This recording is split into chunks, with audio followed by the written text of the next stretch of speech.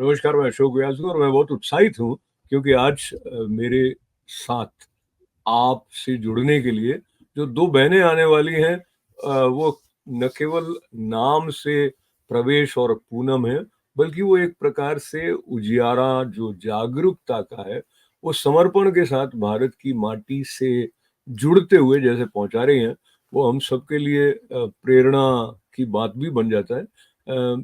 किस तरह से ये प्रेरणा किसी के मन में आती है कि वो अपने जीवन को एक विशेष उद्देश्य के प्रति शास्त्रों से जुड़े रहकर समर्पित कर दें, ये भी हम प्रवेश जी और पूनम जी से जानेंगे। आप दोनों का स्वागत है। नमस्कार।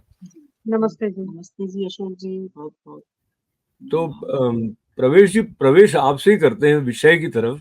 अम, एक तो आपका सत्यार्थ प्रकाश को जब आप विद्यार्थी थी, जब आपने पढ़ा, तो क्या विशेष बात उसमें से आपको ऐसी लगी जिसने आपको अपने जीवन की दिशा तय करने में मदद दी? जैसा आपने पुस्तक का नाम लिया है सत्यार्थ प्रकाश, कि सत्य का जिससे ज्ञान हो जाए, ज्ञान हो जाए, उसका प्रकाश हो जाए, वही प्रेरणा उससे मिलती है कि किस प्रकार से हम और जितने भी मजहब बनाए हुए हैं धर्म के नाम पर, उनको जब हम एक तरह से पढ़ते हैं तो ये मतलब जो सच्चाई का ज्ञान जिसको कहते हैं कि वो होता है कि वाकई में परमात्मा क्या है और वो उसको पाने के लिए हम क्या कुछ कर सकते हैं।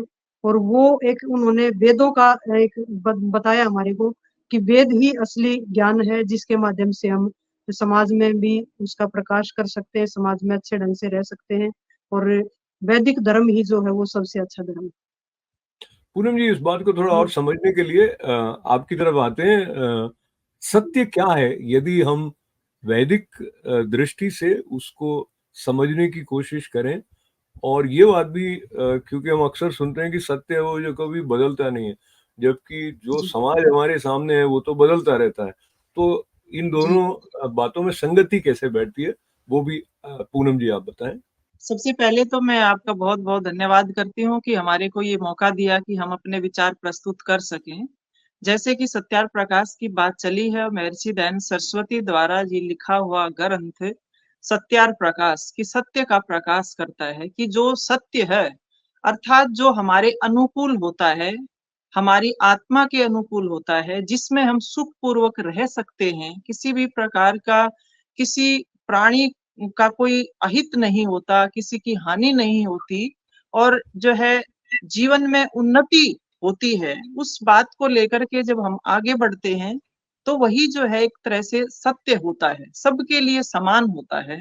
वो किसी के लिए कि इस विशेष संप्रदाय विशेष को लेकर के कि इसके लिए ये सही रहेगा, उसके लिए वो सही रहेगा, सत्य एक होता है।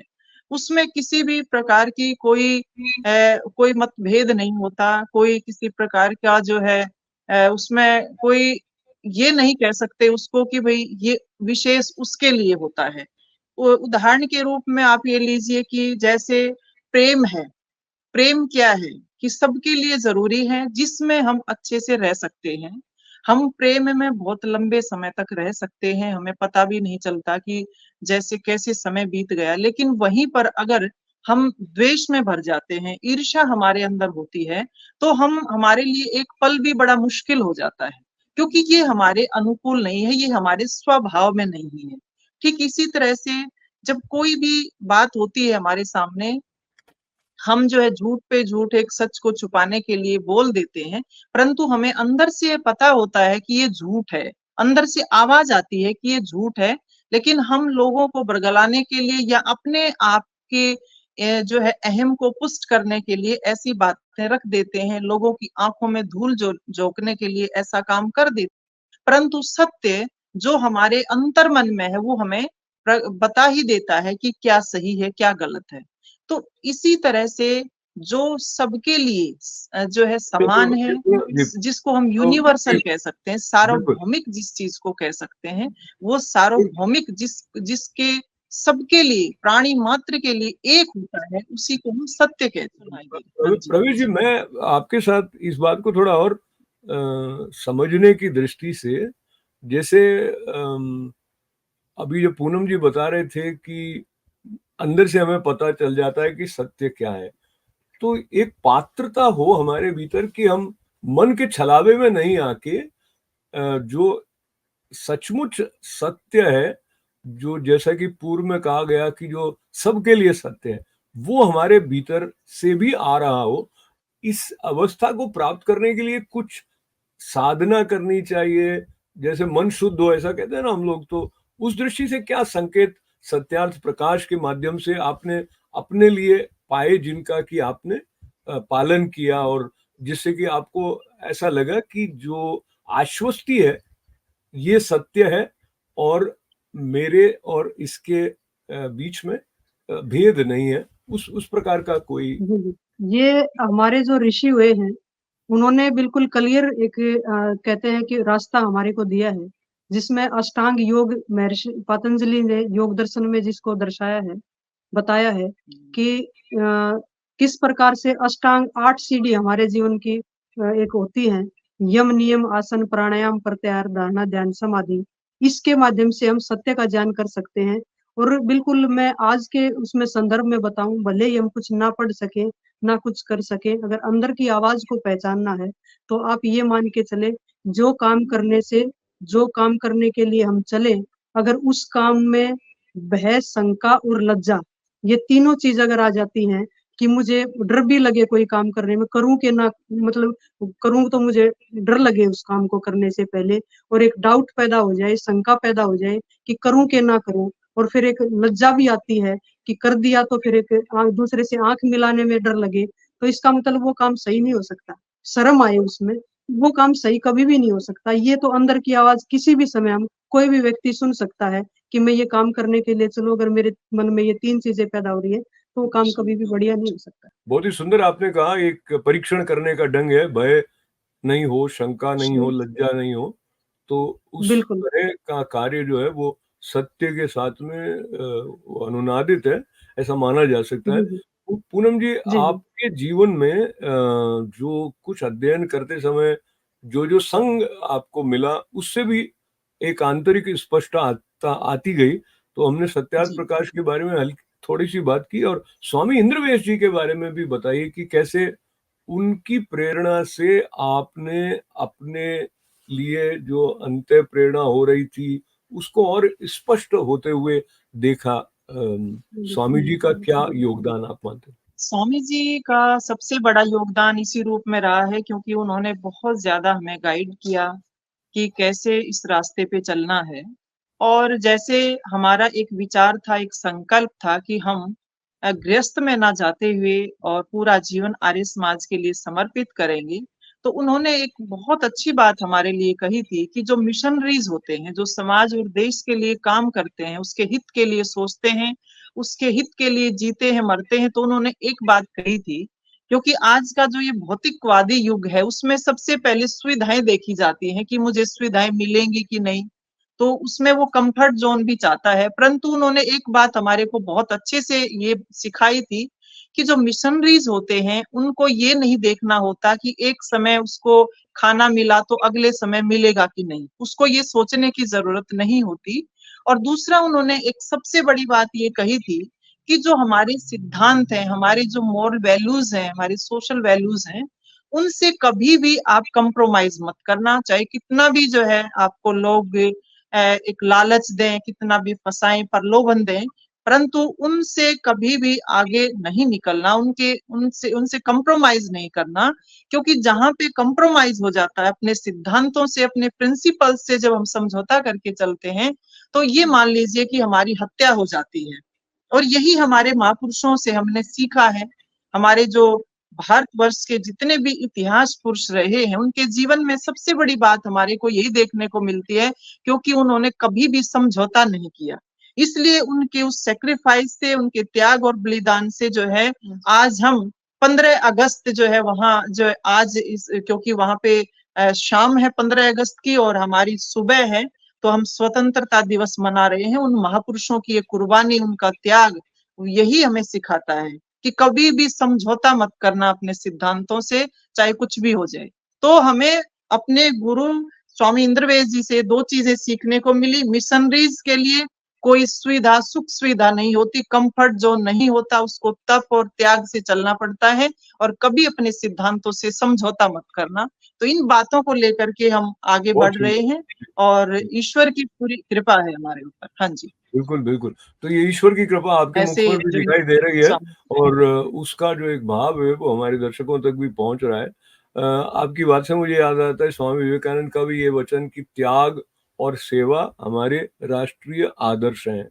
तो तप के लिए तैयार रहने की जो निष्ठा है, वो स्वामी इंद्रवेश जी की प्रेरणा से जी, आपके अंदर और अधिक मजबूत हुई। जी, प्रवेश जी, हम भारत के स्वाधीनता दिवस का स्मरण करते हुए जी, जी, जो पावन भूमि भारत है, उसकी महिमा के बारे में जिस तरह से हमने अपने शास्त्रों में पढ़ा है, अपने संतों से सुना है और जो एक जी, स्वाधीनता के बाद भारत का स्वरूप है, तो कई बार जैसे अभी पूनम जी बात कर रहे थे कि सिद्धांतों से समझौता नहीं करना। ऐसा लगता है कई स्थानों पर भारतीय समाज में मुख्य रूप से कहीं भी मनुष्य है, वो अपनी सुविधाओं को अधिक देखता है तो समझौते करता रहता है। पर मोटा मोटी भारत, जब हम माँ कहते हैं तो भारत आपके लिए क्या है प्रवेश जी? देखो, सबसे पहले तो जब भी भारत का नाम आता है ना, तो एक ही बात कहते हैं, भारत माता। और किसी दूसरे देश को जब हम देखते हैं, चाहे कोई भी हो, आज जिस अमेरिका में भी हम बैठे हैं आपके साथ, गॉड ब्लेस अमेरिका कहते हैं, भारत माता नहीं कहते। तो माँ शब्द जो है ना, वो सबसे सम्माननीय है भारत में। इसलिए जिस धरती पे हमने जन्म लिया है उसको हम माँ कहते हैं। तो एक माँ की दृष्टि से ही हम अपने भारत को देखते हैं कि माँ का दुलार, माँ का प्यार, और माँ के लिए अगर जान की कुर्बानी दी जाए वो भी काफी। तो आप ये देखिए कि उस माँ की दृष्टि से हम उसको देख रहे हैं। इसलिए उसमें जो माँ पैदा हो रही है और जिनके होने नहीं दिया जा रहा, इसीलिए हमने ये अभियान चलाया, बेटी बचाओ अभियान। हाँ, मैं उस तरफ भी आने वाला हूँ कि बेटी बचाओ अभियान की शुरुआत कैसे हुई। इसके अंतर्गत आप कुछ कन्या भ्रूण हत्या विरुद्ध जन चेतना यात्राएं भी आयोजित करते हैं।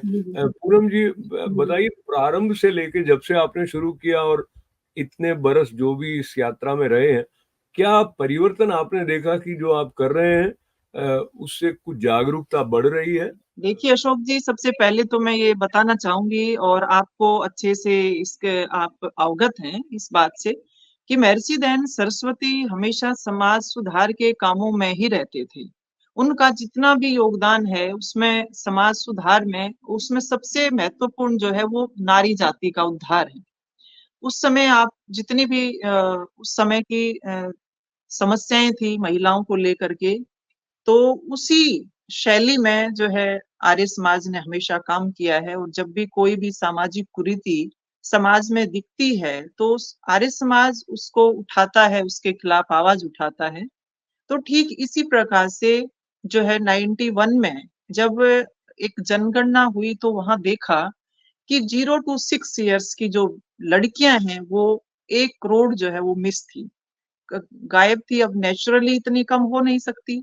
फिर उसको जब गहराई से देखा गया तो ये लगा कि अल्ट्रासाउंड सेंटर में जो अल्ट्रासाउंड सेंटर की अल्ट्रासाउंड मशीन है उसमें जो एक तरह से सेक्स डिटरमिनेशन होता है, कहीं उनको जो है वहां जाकर के माओ ने उनको, चाहे वो परिवार का प्रेशर है, चाहे किसी का भी प्रेशर लगा लीजिए, चाहे समाज का प्रेशर है, वहां जाके कि एक लड़की है, दो है, तीसरी हुई उसको चांसेस नहीं देना कि वो दुनिया में आए।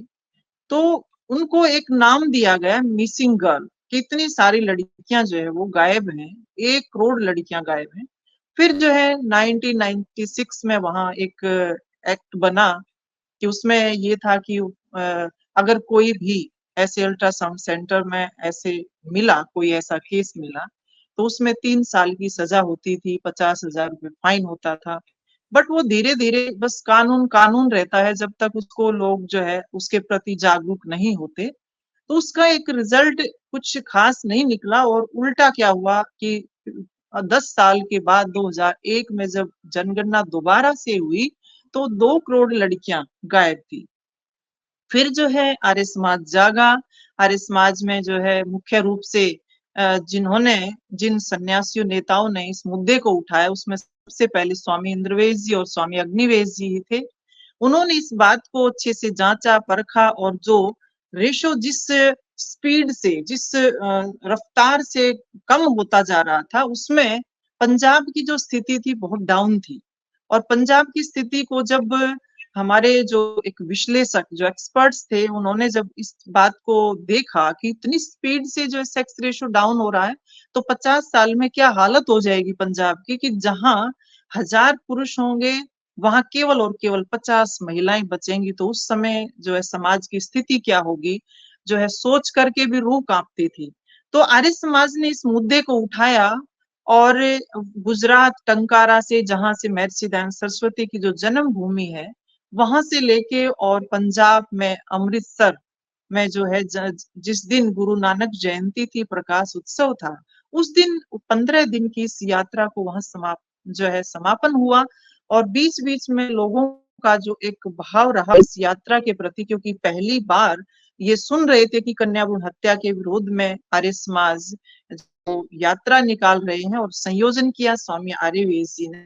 तो वो पूरा का पूरा जो काफिला चला 250 लोगों का और 20-25 गाड़ियां चली, तो पूरे भारतवर्ष में एक चर्चा हुई, विशेष रूप से उत्तर भारत में, कि ये क्या मुद्दा है, आर्य समाजियों ने इस मुद्दे कैसे ले लिया और सन्यासी लोग इसमें चल रहे और हम भी उसमें साथ रहे। उस समय हम स्टूडेंट थे, पढ़ते थे, लेकिन फिर भी एक आर्य समाजी होने के नाते तो हम उसमें साथ रहे। तो देखा कि लोगों के अंदर इस बात को पहुंचाया जा रहा है पहली बार कि ये भी कोई समस्या हो सकती है, और एक ये कहा ये सामाजिक जो है एक कलंक भी है हमारे समाज के ऊपर। क्यों ऐसा होता है कि भ्रूण हत्या कन्या की करने के बारे में कोई दंपति सोचता है, तो उस सोच को एड्रेस करने की भी आवश्यकता है। जी, तो आप जब मैं ये बताना चाहती हूँ कि हमारे सामने जो प्रॉब्लम आई, उनकी जो हमने जांचा कि किस वजह से लड़कियों को मरवाया जा रहा है, उसमें मुख्य रूप से जो बात थी, एक तो थी वंशवाद की, कि हमारा वंश कैसे चलेगा अगर लड़की लड़की होती रही, तो एक मानसिकता थी कि लड़कों से ही वंश चलता है। दूसरा उसमें सामने आई कि दहेज इत्यादि देना पड़ेगा, लड़कियां होंगी तो बोझ बनेंगी वो हमारे ऊपर।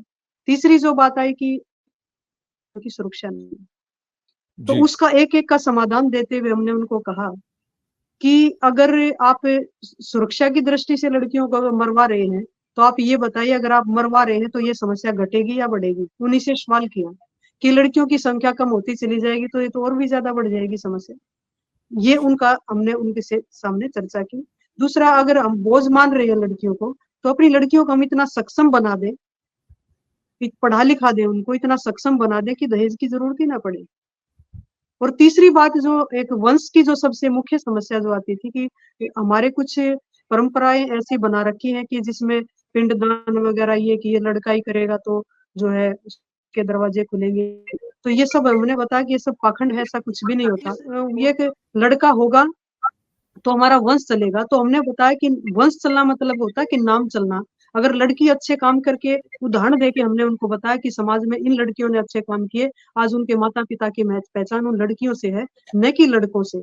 तो वंश चलना मतलब होता है नाम चलना, और नाम जो है वो अच्छे काम करने से चलेगा, न कि लड़के लड़की पैदा करने से चलेगा। ये हमने उनके सामने जो है बात रखी।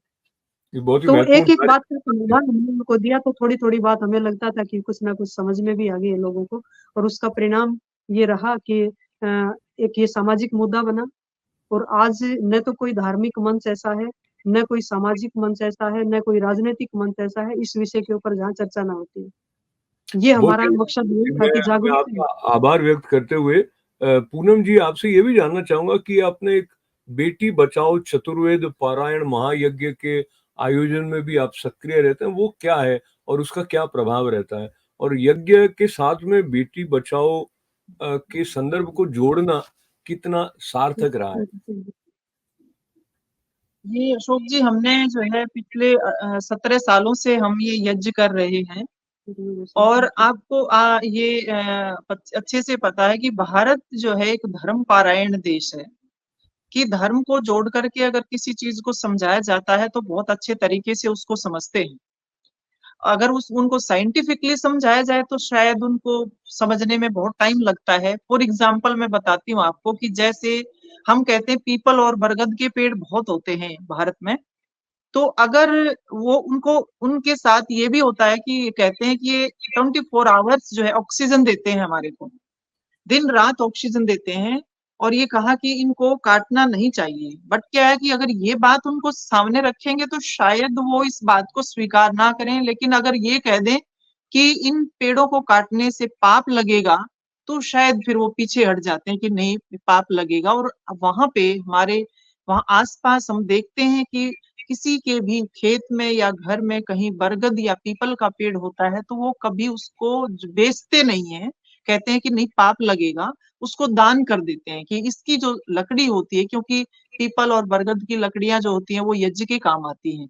तो लोगों की ये मान्यता है, तो हमने भी जैसे हम यज्ञ करते हैं, चारों वेदों का यज्ञ करते हैं, 20,000 से ज्यादा उसमें मंत्र होते हैं, तो लोगों को बुला करके उसमें जैसे डॉक्टर्स हैं, टीचर्स हैं, स्टूडेंट्स हैं, और गांव के जो प्रधान हैं, और भी मतलब जो जो भी वहाँ के रिप्रेजेंटेटर्स होते हैं एक खास विशेष वर्ग के, उनको बुला करके जब संकल्पित करवाया जाता है कि आप जो है अग्नि को साक्षी मान करके इस बात को जो है आज संकल्प लेकर के जाएं, व्रत लेकर के जाएं कि हम जो है ऐसा पाप नहीं करेंगे, क्योंकि पाप से जोड़ते हैं ये चीजें कि एक जीव की हत्या हम कर रहे हैं, चाहे वो छोटा ही क्यों ना हो, गर्भ में है तो वो भी एक जीव की हत्या ही मानी जाएगी। तो प्रवेश जी और पूनम जी, जो आपकी ये अमेरिका यात्रा रही, इसके यात्रा अनुभव के हमारी बारे बहुत में ही अच्छी रही है और सार्थक रही है।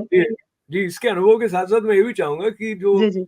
युवतियां आपको सुन रही हैं उनको आप हम्म। क्या संदेश देना चाहेंगी, बेटी बचाओ अभियान में वो कैसे जुड़े?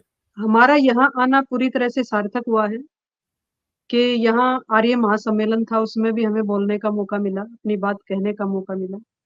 और वहां भी हम एक ही बात कहते हैं कि अब महिलाओं का सम्मान करना हम सीख लें। जिस दिन मातृशक्ति का सम्मान हम करेंगे उसी दिन स्वर्ग की अनुभूति होगी। तो यहाँ भी हमने लोगों से इस प्रकार की चर्चा की और अपना जो काम कर रहे हैं उसके बारे में बताया, और ये महसूस भी किया कि यहाँ के लोगों में एक टीस है कि किस प्रकार से अपने भारत को हम और ऊंचा बनाएं, उसके लिए हम क्या सहयोग कर सकते हैं। वो सब ने सहयोग किया भी है और लोग कर भी रहे हैं, आगे का आश्वासन भी दिया है कि हम ऐसा करते रहेंगे। तो ये थोड़ा सा जो है हमें ऐसा महसूस हुआ है कि लोगों में बहुत एक चाव है अपने देश के प्रति। वो उस चाव को देख के जो है हमारे अंदर भी और चाव हो गया, एक ताकत मिल गई है, एक संबल मिल गया है। उन्होंने कहा कि आप काम करो, आगे बढ़ो, हम आपके साथ। पूनम जी आप सबका भी ये अनुभव। जी पूनम जी आप भी संक्षेप में अपना अनुभव अमेरिका यात्रा का। अशोक जी, अमेरिका की यात्रा हमारी बहुत अच्छी रही, और जिससे मिला मतलब यहाँ आने के बाद सबसे पहली चीज तो हमारे को ये लगा, जिससे भी हम मिले, कि हमारे भारत के लोग यहाँ आकर के किस तरह से अपने भारत का गौरव बढ़ा रहे हैं।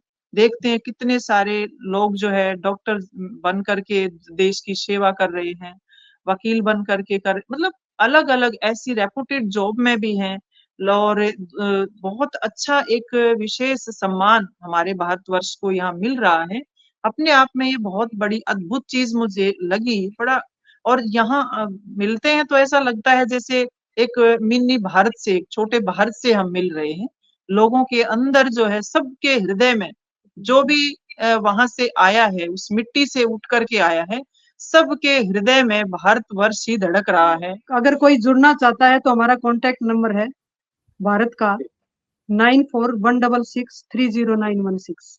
इस पे आप संपर्क कर सकते हैं, तो सारा डिटेल हम आपको दे देंगे। आप सबका बहुत बहुत धन्यवाद, सबको नमस्ते। पुनः प्रवेश आर्य जी, पूनम बहुत आर्य जी को धन्यवाद अशोक जी।